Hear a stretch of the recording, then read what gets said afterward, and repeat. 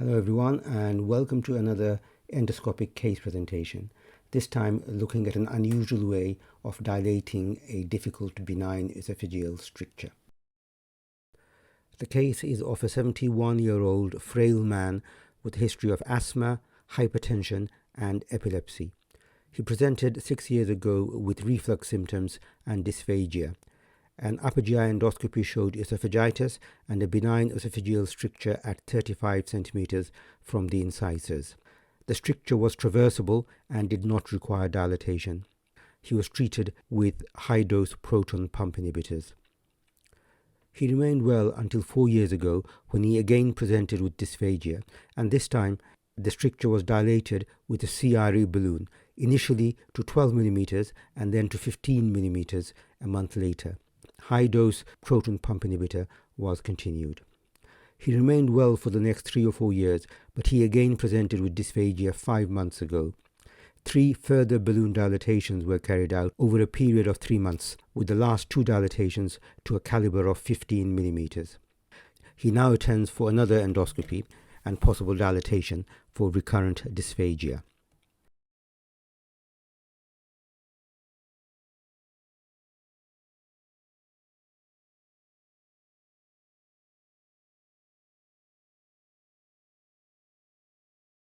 The initial endoscopy shows a benign-looking stricture at about 35 centimeters from the incisors.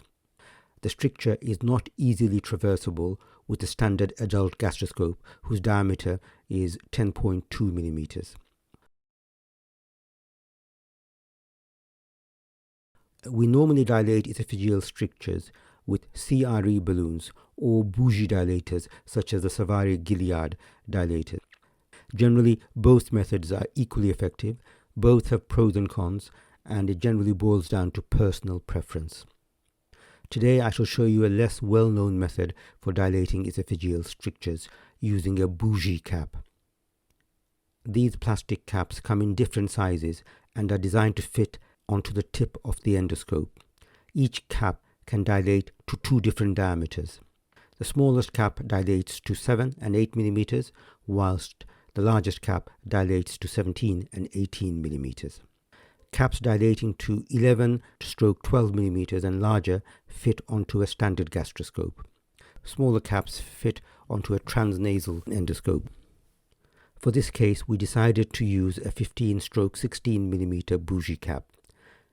The cap has a conical front end which tapers up to the first plateau, which is 15 millimeters in diameter in this case. There is a second shorter conical section which tapers up to a second plateau which is 16 millimeters in diameter. The cap has a center hole at the front which can be used to pass a guide wire. In addition, there are 2 side holes for suctioning. A key feature of the cap is that it is transparent and allows the esophageal mucosa to be visualized during dilatation. There are 3 lines drawn on the body of the cap which can be seen endoscopically. The part of the cap in between the front 2 lines represents the first plateau. The part of the cap behind the line at the back represents the second plateau. The Bougie cap is firmly attached to the tip of the scope by friction and may be further secured with tape. The shaft of the scope, in effect, becomes a Bougie. The advantage of the Bougie cap is that we have the tactile feedback of a traditional Bougie dilator as we advance the cap through the stricture. In addition, we have visual feedback by observing the esophageal mucosa endoscopically as the cap is being pushed through. We can stop if the mucosa looks to be tearing excessively.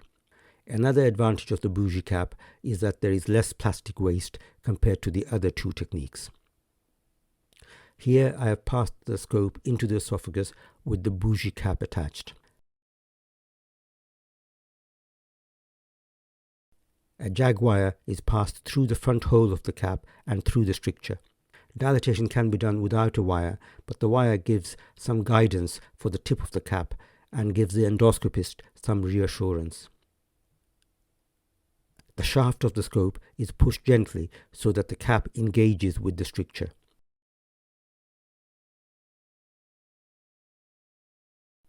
With gentle torquing movements and forward pressure, the stricture is dilated and the cap passes through suddenly. We see a hiatus hernia below the stricture.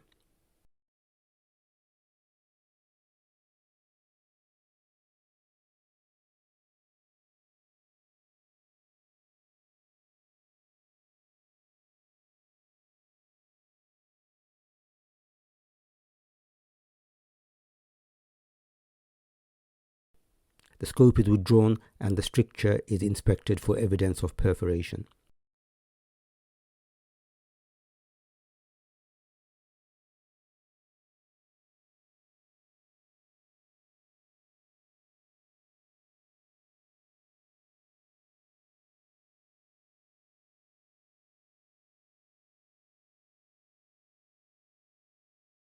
The scope is then extubated, the cap removed, and the scope reinserted to complete the rest of the endoscopy. With the cap attached, it is difficult to perform retroflexion and also difficult to examine the duodenum.